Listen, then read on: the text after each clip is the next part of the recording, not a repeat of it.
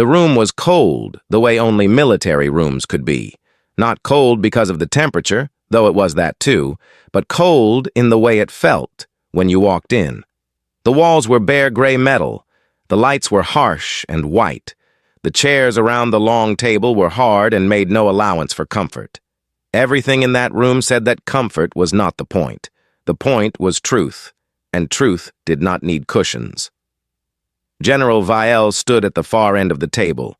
He was tall, as all Cathari were, with forearms folded in the way that meant he was choosing his words carefully. His scales were a deep greenish brown, the color of old stone, and his eyes were amber with small dark pupils that moved slowly around the room before settling on nothing in particular. He had been standing there for almost 3 minutes without saying anything. Then the 7 officers seated at the table had begun to exchange looks. Admiral Soharan sat at the head of the table. He was older than Vale, with pale scales and eyes that had seen enough to be impatient with silence. He set down his data slate with a soft click and said, "General, we are waiting." Vielle looked at him. "I know," he said. "Then begin." Vielle did not begin. Not right away. He looked at the viewport on the far wall instead, where the planet Orin 4 turned slowly in the dark. From up here, it looked almost peaceful, a gray and brown sphere wrapped in thin white cloud. You could not see the burned streets from up here. You could not see the broken buildings or the places where the ground had been scorched black for 100 meters in every direction. It looked like just a planet. Vielle had spent 11 days on its surface, and he knew it was not just anything. "I am going to tell you things," Vielle said at last, turning back to the room, "that I do not have good words for. I will try to use the words I have, but I want you to understand before I begin that the words will not be enough. They were not enough when I lived it. They will be less enough now that I am only describing it." Soharan made a short sound in his throat. "Vielle, this is a debriefing, not a poem reading. Tell us what happened at Orin 4. Several officers at the table made quiet sounds of agreement. Vielle nodded slowly. "All right," he said. "I will start with the arm." No one spoke. "On the second day of the siege," Vielle said, "there was a Cathari soldier in my unit. His name was Orvan. He is a good soldier, experienced, not given to weakness. During an advance on the eastern corridor, a fragment of shrapnel cut across his lower left arm. The wound was not deep. It did not hit anything important, but it hurt, as shrapnel wounds do, and Orvan did what any Cathari soldier would do. He pulled back from the line, had it wrapped, and reported to his rotation officer to be stood down until the pain dropped to a manageable level. This is protocol. This is what we do. Pain is a signal that the body sends to the mind, and the mind is supposed to listen." He paused. He looked at the table. Standing 3 meters to my left at that moment was a human named Reyes. He said the name carefully, the way you say the name of something you are still figuring out. Sergeant Donna Reyes, combat medic. She had been working for 4 hours straight at that point, running back and forth between 3 different positions, carrying equipment that was too heavy for her frame, doing things under fire that our own medics were waiting for quieter moments to do. I had watched her work. She was fast and she was calm and she did not waste motion. I remember thinking that she was good at her job.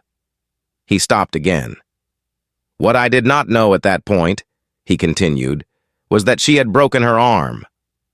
The room was quiet. Not a small break, not a crack. The radius, which is one of the 2 bones in the lower arm, was fractured in a way that our medical officer later told me would have been, and I am using his exact words, quite painful. She had broken it 2 hours earlier when a piece of collapsed ceiling came down on her during a building breach. She had looked at it, determined it was not going to stop working, and then splinted it herself, using 2 pieces of broken equipment and a length of cord she had in her pack. Then she went back to work. One of the officers at the table, a young commander named Res, leaned forward slightly. She did not report the injury? She did not report it, Vielle confirmed. She did not slow down. She did not request to rotate back. She continued working at the same pace she had been working before the ceiling fell on her. When my aide finally noticed, 4 hours later, that the way she was moving her arm was not normal, he went to her and told her to stand down. "What did she say?" Res asked. Vielle looked at him. She looked at my aide the way you might look at someone who has just said something slightly strange at a dinner table. Not angry, not defensive, just a little puzzled. And then she said, and my translator rendered this correctly. I checked it 3 times. She said, "It still works, though." No one said anything for a moment. "She was not trying to be impressive," Vielle said. "That is the part that stayed with me. She was not performing bravery for anyone. She was not trying to prove something. In her mind, the arm was still functional. It was doing the job. The pain was there. She was not pretending there was no pain. But the pain had not changed her conclusion about whether she should keep working. The pain was information. She had received the information. And then she had decided what to do with it, which was to keep going." He walked slowly around to the side of the table. "Our pain response is not like that," he said. "You know this, but I want to say it plainly. When a Cathari is in significant pain, the body begins to shut things down. Concentration drops. Reaction time slows. The system is designed to protect itself by reducing activity until the damage is addressed. This is sensible. This is, by every biological framework I know of, the correct response to injury. Pain is a warning. You are supposed to stop when you get a warning." He looked around the table. Humans do not stop. Or rather, they can stop. They are capable of stopping. But stopping is a choice they make the same way any other decision is a choice. The pain does not make the choice for them. The pain informs them, and then they decide. And Sergeant Reyes decided that the correct response to a fractured arm in the middle of a siege was to splint it with whatever was nearby and continue working, and because there were people who needed a medic and she was the medic. So Haran had picked up his data slate again at some point, and then set it down again without writing anything on it. He was watching Vielle with his full attention now, though he was clearly trying not to show that. "Is this the full account?" he asked. "One human soldier with a high pain tolerance?" "No," Vielle said quietly. "This is the beginning of the account.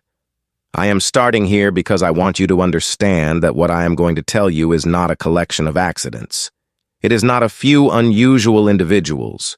What I saw at Orin 4 was a pattern. I saw it in their officers and their common soldiers. I saw it in their medics and their engineers and the people who carried supplies from one position to another. And I saw it in how they spoke and how they slept and how they reacted when things went wrong. It was always there, under all of it. This quality that I do not have a clean word for." He was quiet for a moment, looking at the planet through the viewport again. "Reyes, when my medical officer finally sat her down and ran a proper scan on the arm, was told that she should have been in significant pain for the last 4 hours. He asked her, speaking through a translator, whether she had been. She said yes. He asked her how she had kept working. She thought about that for a moment, and then she said, 'I just kept thinking about the next thing that needed doing. If I thought about the arm, it got worse. If I thought about the next thing, it stayed manageable.'" Vielle turned back to the room. She had found a way to think around the pain, he said. And in real time, under fire, without being taught to do it, without special training for it.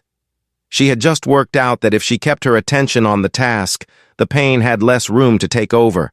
And she had done this automatically, as a practical solution to a problem, the same way you might adjust your grip on a tool that is not sitting right in your hand. The room was very quiet. "I have been a soldier for 31 years, Vielle said. "I have fought in 9 conflicts across 4 systems. I have studied warfare the way some study religion. And I want to be honest with you, Admiral, and with this panel. When I saw Reyes hand her weight over to that splinted arm and go back to work without a word, I felt something I was not prepared for. Soharan looked at him. What did you feel? Vial was quiet for just a moment. Afraid, he said. For the first time in a very long time, I was afraid. Not of the enemy, not of the siege. I was afraid because I realized I did not fully understand what I was standing next to. And I have learned in 31 years that the most dangerous thing in any conflict is the thing you do not understand. He sat down at last. The room remained quiet around him. Outside, Orin IV turned and turned in the dark.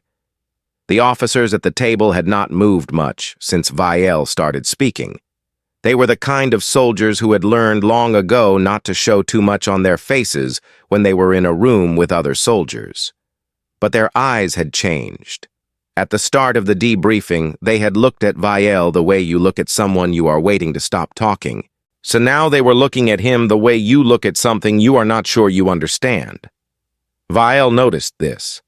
He had been watching their faces the whole time because he had learned, after 31 years of dealing with people in rooms like this, that faces told you things that words did not.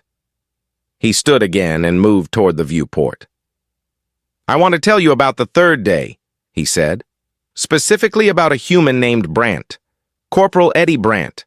He was 22 years old, which I am told is young even by human standards. He had been in the military for less than 3 years. He was, by the assessment of his own officers, a solid soldier.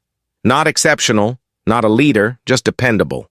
The kind of soldier who shows up and does the work and does not make anyone's job harder. He turned to look at the panel. On the third day of the siege, the Vorgath Collective pushed a hard advance through the Central Market District. We lost 2 positions in 20 minutes. The Allied line had to fall back and regroup along a secondary corridor.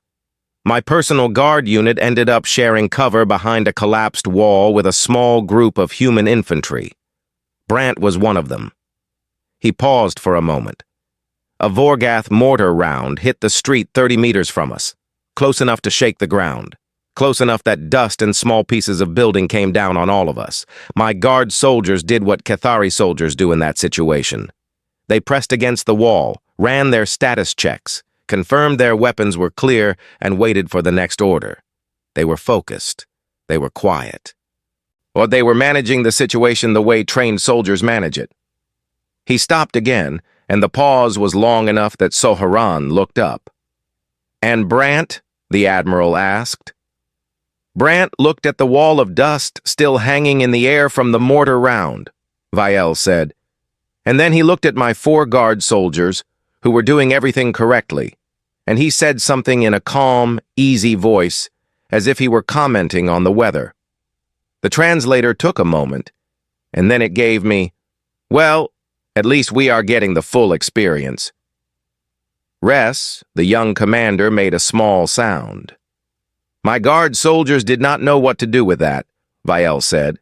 One of them, a soldier named Dorvan, who has fought in 3 conflicts and is not easily rattled. I looked at Brandt the way you might look at a piece of equipment that has suddenly made a noise it should not be capable of making. He could not tell if it was a threat, a joke, a prayer, or a sign that the human had sustained a head injury. There were a few quiet sounds around the table, not quite laughter, but close.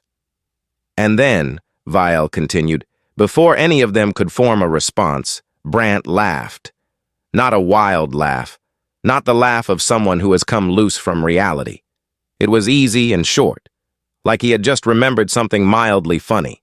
And then, without any pause, he looked at Dorvan and asked him, in complete seriousness, what the Cathari word for bread was. Soharan stared at him. In the middle of an engagement. In the middle of an engagement, Vial confirmed. Dorvan looked at me. I had no answer for him. So he looked back at Brandt, and because there was nothing else sensible to do, he told him. And then Brandt asked a follow-up question about whether Cathari bread was similar to what humans made, and then another soldier in my guard unit answered that one, and within 6 minutes there was a conversation happening behind that wall about food preparation methods across 2 different species, conducted in a mixture of broken Cathari and translator output, while the engagement was still active around us. He let that sit for a moment. What I want you to understand is that by the time the shelling moved and we were able to advance again, my 4 guard soldiers were calmer than they had been before the mortar round hit. Not because the danger had passed. The danger had not passed. But Brant had done something to the atmosphere behind that wall that I cannot fully explain. He had made it smaller, somehow, more manageable. He had taken a situation that felt large and heavy and loud, and he had introduced something so ordinary and strange into the middle of it that the weight of it had shifted. He sat down on the edge of the table, which was not a very Cathari thing to do in a formal setting, but he did not seem to notice. I spoke to Brant about it later, Vile said.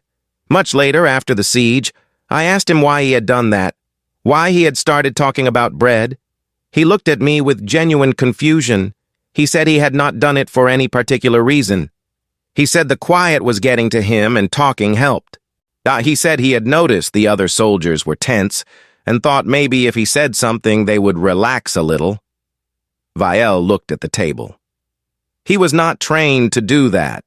There is no Cathari doctrine that covers morale management through casual conversation during active fire, and yet this 22-year-old infantry corporal had looked at a group of alien soldiers he had never met before, read the room correctly, and done something useful about it. Without thinking, without planning, as a reflex. He stood again. This brings me to something I need you to hear clearly. On the night of the 4th day, 2 soldiers from one of the human units were killed. A support structure collapsed during a withdrawal, and they did not get clear in time. Their names were Carver and Lou. I did not know them personally, but I knew their unit, and I had watched them work for 4 days. The room was quieter now. I expected the human unit to need rotation time, Vielle said. I have studied enough about human grief responses to know that they feel loss more intensely than most species, and that this intensity can affect operational capacity.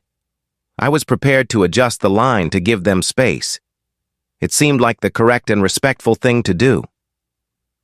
What I was not prepared for was what I saw 2 hours after Carver and Liu died. He moved back toward the viewport. The surviving soldiers of that unit were sitting in a circle in a ruined room off the main corridor. Someone had found a small light source. They had a single flask that they were passing between them, and they were talking about Carver and Liu. He paused. Not quietly, not whispering. They were telling stories. Some of the stories made them laugh. I could hear it from where I was standing outside the room. Real laughter, the kind that comes from remembering something that was actually funny. And then some of the other things they said made them go quiet, and one of them cried briefly, and no one made anything of it. They just waited until he was done, and then someone passed the flask again. It went on for about 40 minutes, and then a runner came and told them they were needed, and they stood up. He stopped. That is the part, he said very simply. They stood up. They picked up their weapons and their equipment, and they walked back into the corridor without a single word of complaint. Not slowly, not reluctantly. They moved like people who had somewhere to be, which they did. He looked at Sohran. They did not finish grieving first and then go back. They carried the grief with them.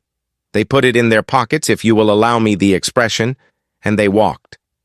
I watched them go down that corridor and I thought, they are not the same as they were an hour ago. They are carrying more than they were, and somehow, they are moving at the same speed. He was quiet for a moment, the kind of quiet that asked not to be interrupted. I have tried to find a parallel in Cathari experience, and I cannot. When we lose soldiers, we process. We step back. We allow the system to reset before re-engaging. This is healthy, and it is necessary, and it has served us well across centuries of conflict. But what those humans did that night was something different. They did not wait to feel better. And they made room for the feeling, and then they moved anyway. They decided that the feeling was allowed to come with them. He let out a slow breath. I did not sleep well that night. Not because of the siege, because I kept thinking about those soldiers walking down the corridor with everything they were feeling and not putting any of it down. The panel was silent. Even Soharan, who had begun the evening with a data slate and a schedule, had not looked at either one in some time.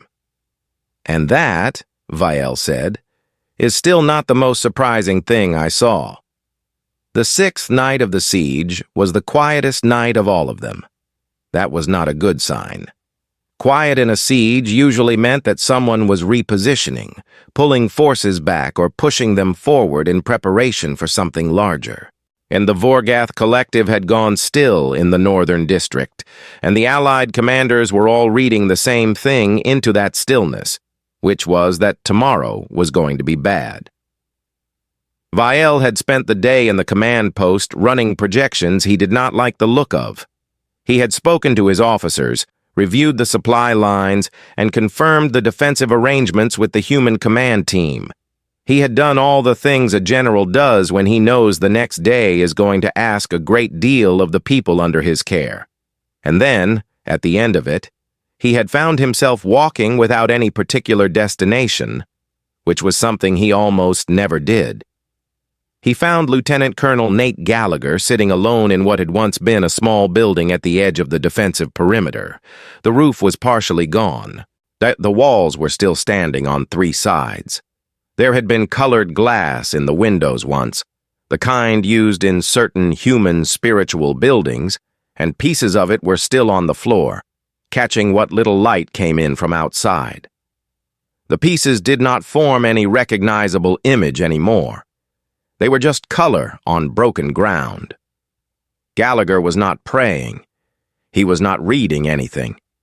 He was simply sitting on a piece of rubble that was roughly the right height to sit on, looking at the broken glass on the floor.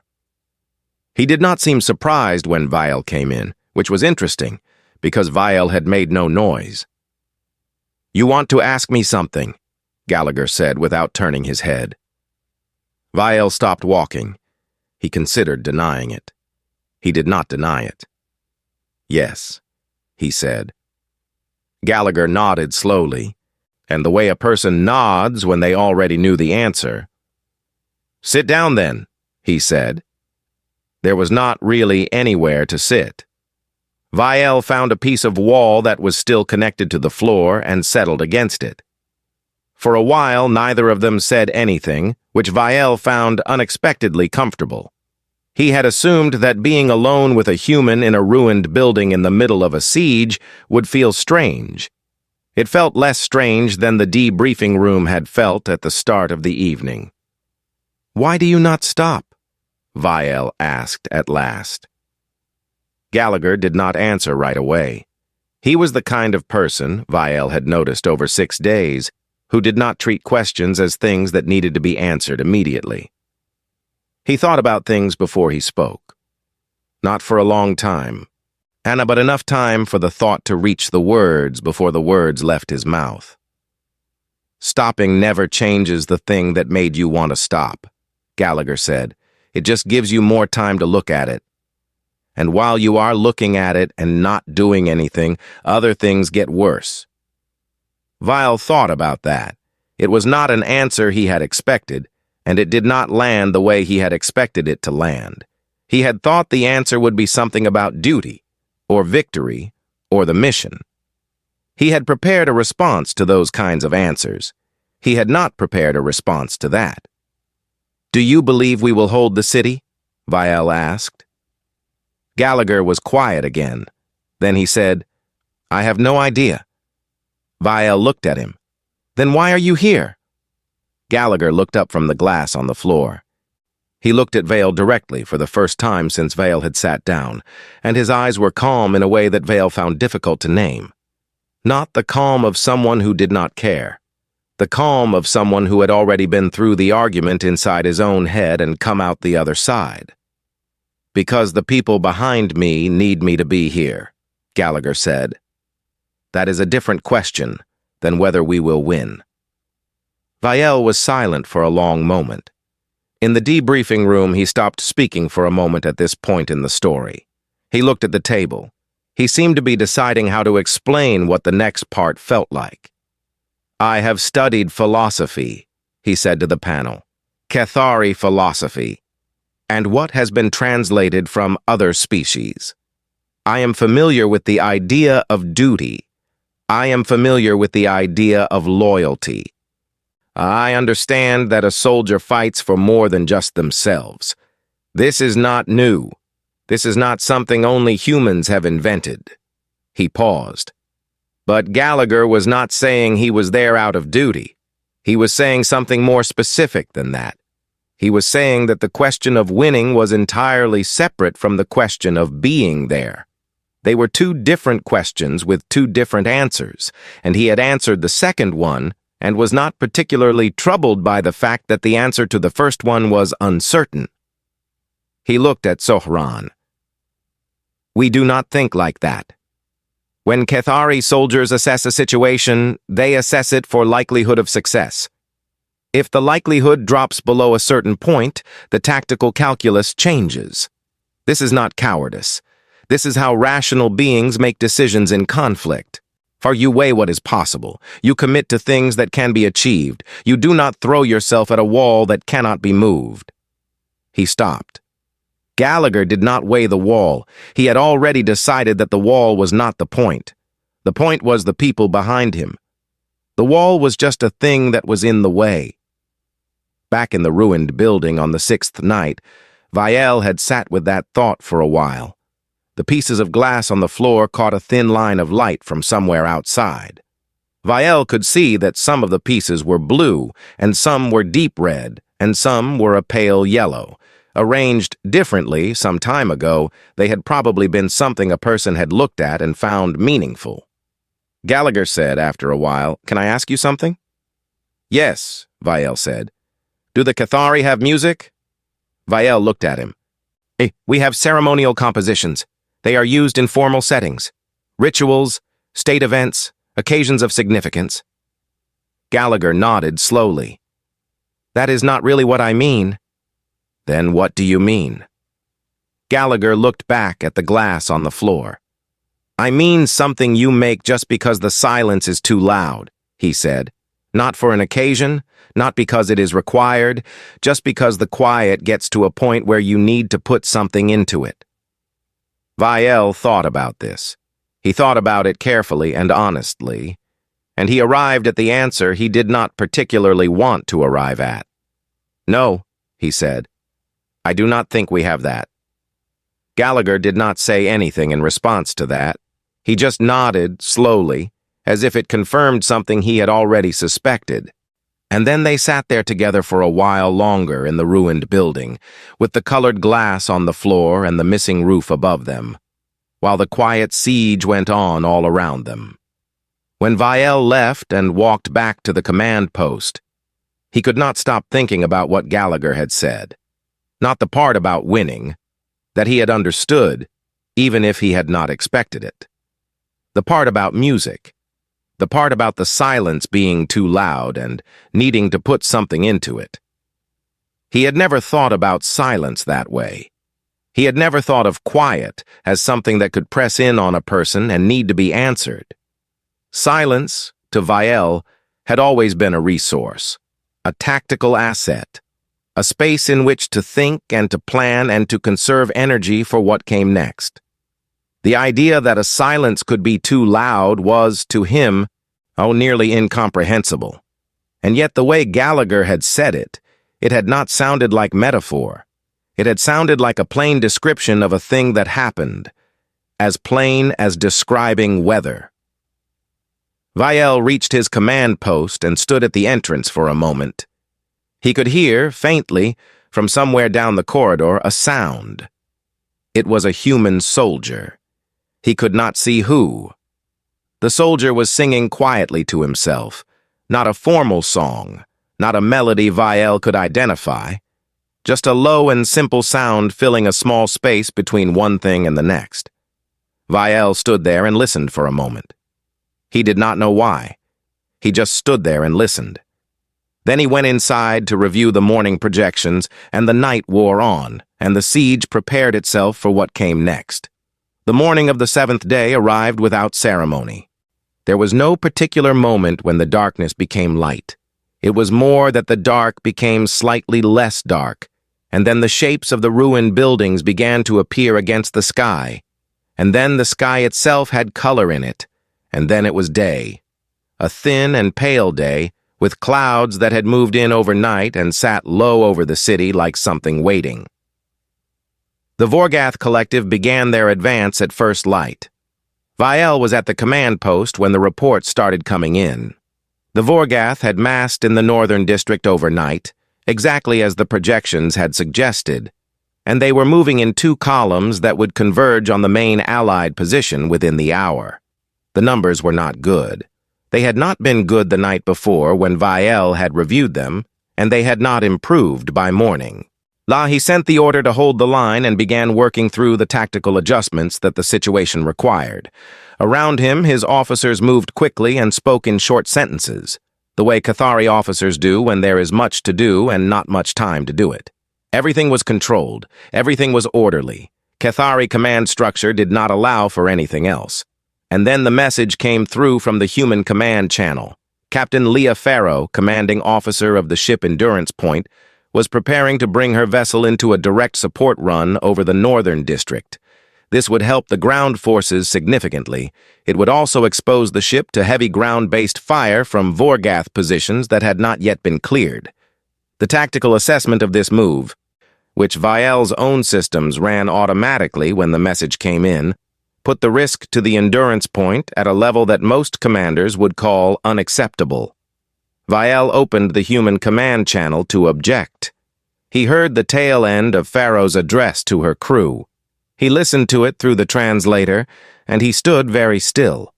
Later, in the debriefing room, he tried to repeat what she had said as closely as the translator had given it to him.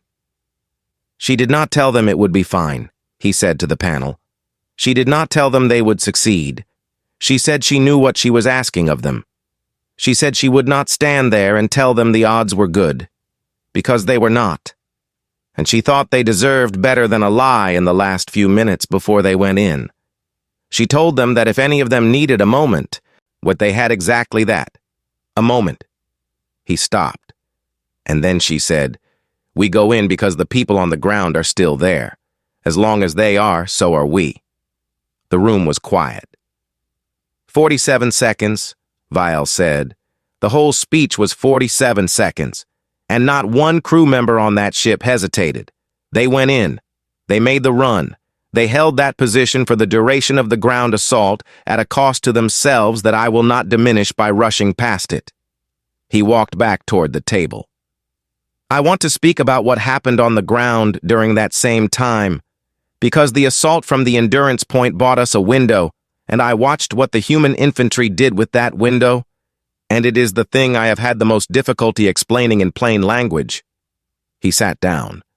When the Vorgath advance pushed into the secondary corridor, there were Cathari soldiers down in 2 positions, not dead, wounded and unable to move under their own power.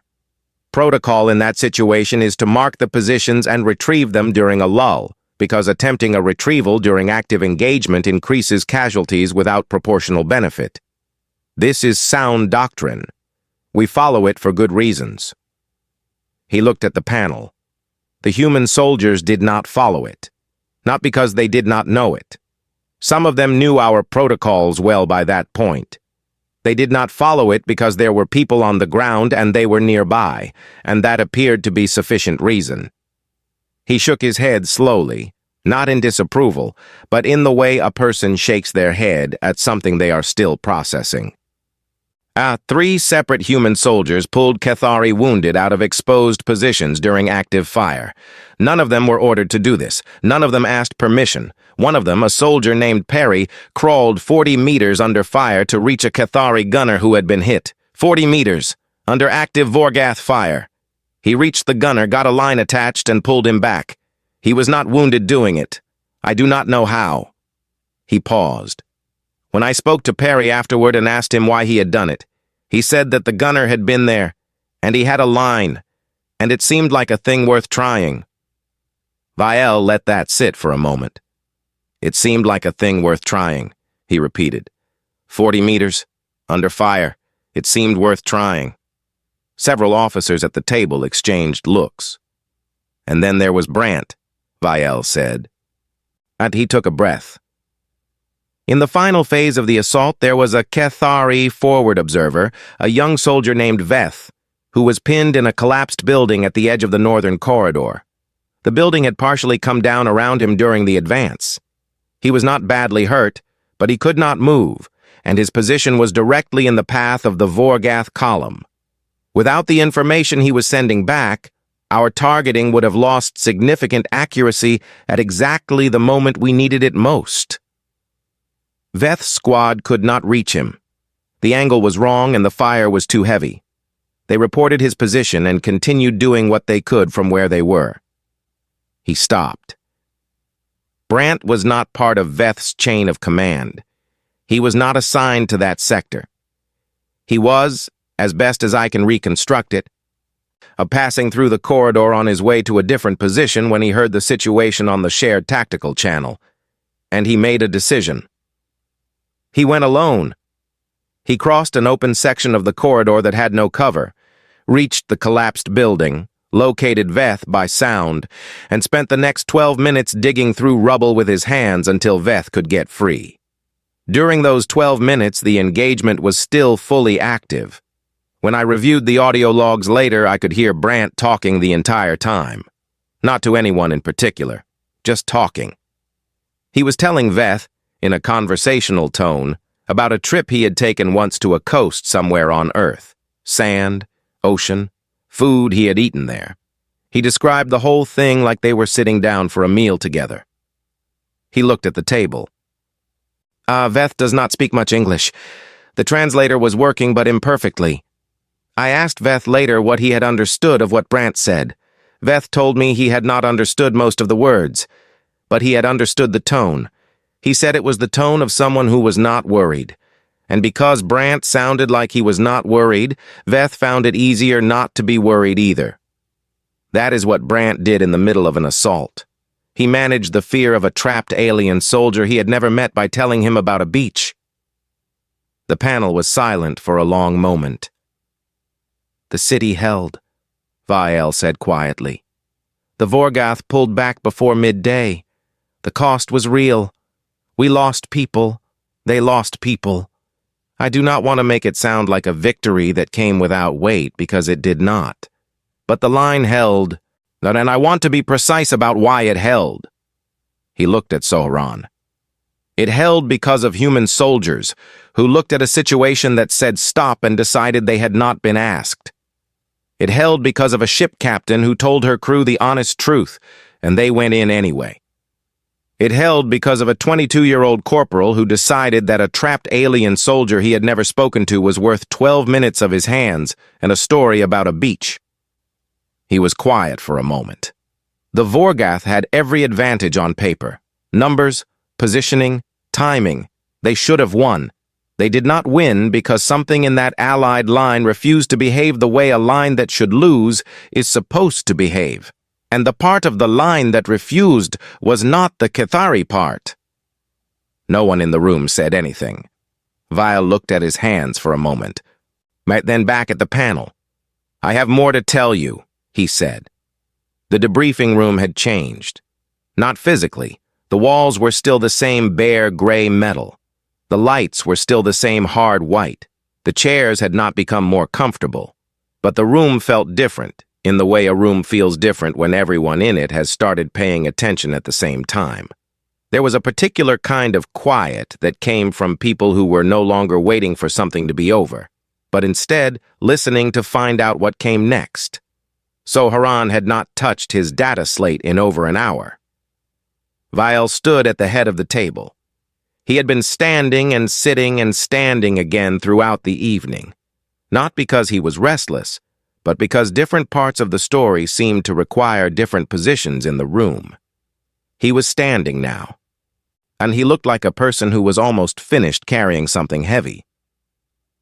After the Vorgath pulled back, he said, I walked through the human encampment. I did not go for any command reason. I was not inspecting positions or gathering information. I went because I needed to see them. I am not entirely sure I can explain that. I just needed to see them in the aftermath of the thing, because I had seen them before it and during it, and I wanted to see what was left. He was quiet for a moment. What was left was this. Soldiers asleep in the rubble, still in their armor, in whatever position they had been in when their body finally decided it had no more to give. Some of them were using pieces of broken wall as pillows, and some of them were simply lying on the ground with their faces turned toward the sky that was starting to clear above the city. They were not beautiful in any formal sense. They looked like what they were, which was people who had spent 7 days at the edge of everything they had, and who were now, temporarily, empty. He walked slowly to the side of the table. I found Reyes wrapped in a thermal sheet near the medical post.